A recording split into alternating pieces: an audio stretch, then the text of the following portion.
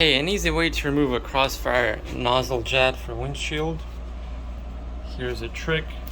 Get a heat gun.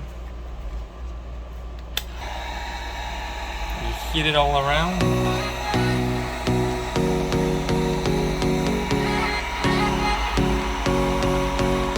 It takes about a minute. Go all the way around. The trim becomes darker, so you can do the whole trim if you want. It makes it nicer.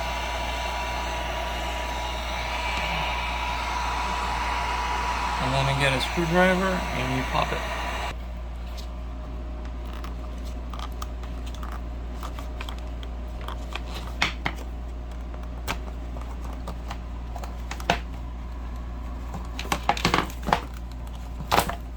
See, and the clip stays undamaged.